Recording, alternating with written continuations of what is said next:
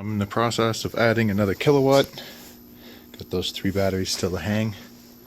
This is more like it. This is how I wanted this to look like. So they're fastened to the wall with screws. I'm gonna have another 3 here. I'm gonna put another 12, the same that's down here. I'm gonna put up here. I might leave these like this, but wire them nicer. We'll see. Or I might remove them and put another row down there. Not sure yet. See how this goes. But I got a real challenge for this BMS. And the challenge is I can't remember if it's these 3 or if it's those 3, but 3 of these are charged to 32 volts and 3 of these are charged to 28 volts. So when I hook everything together, it's going to really give that BMS a workout, and I want to see if they will come into balance with each other or if they're going to stay completely drifted apart. But before, obviously, I hook it up to everything, I gotta charge it myself and figure all this out before I just plug it in, because I don't want to overcharge these, because the BMS stops at 4.3 volts per cell, and I don't really want to charge them that high. Hey guys, how's it going? So I got more batteries on the wall. This is how, get this wire out of the way. This is how I want the power wall to end up looking. Very similar to this. This wire is temporary. I don't have any 8 gauge, so I'm using this 12 gauge. It's way too thin. But it's okay, because with all these batteries, powering this inverter, these wires will most likely never see any more than about 5 amps of current.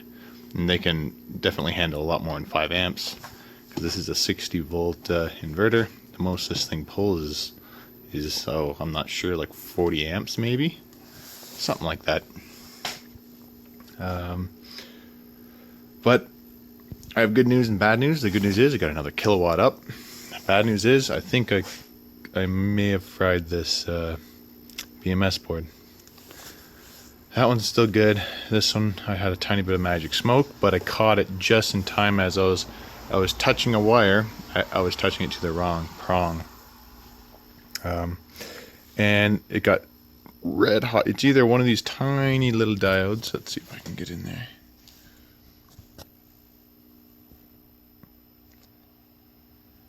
One of these little diodes right there. The one's right next to the bolt. Either that or it was coming out of the side of one of these MOSFETs.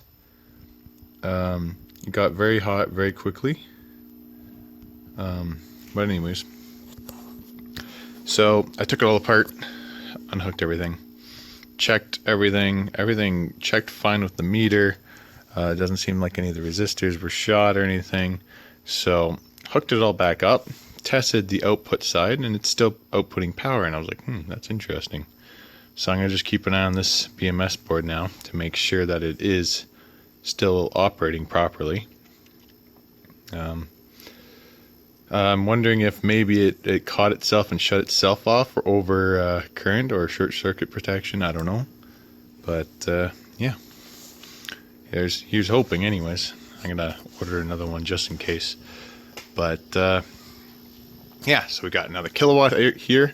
I think I'm going to be switching this because these batteries are so well balanced and these seem to be working very well. I'm going to be putting 2 kilowatts of power per BMS now instead of 1. That'll save me a lot of money in BMS, and these batteries don't seem like they need any more than that. They seem to be doing just fine. And someone asked how I have these BMS boards hooked up. So, see if I can shed some light on this. So what happens is, this is the negative right here. This is where it says B negative on the board. See if I can focus in on that.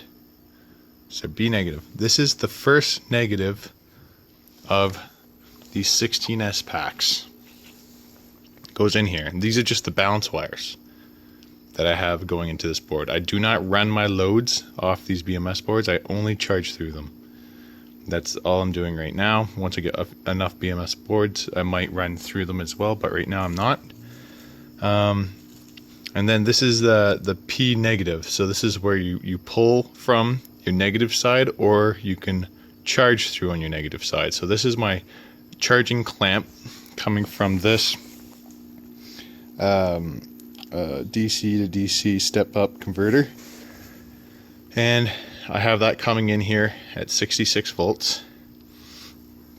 Then it runs through the BMS board and comes back out at the battery side here and charges your batteries, plus does all the resistance on your individual cells and whatnot.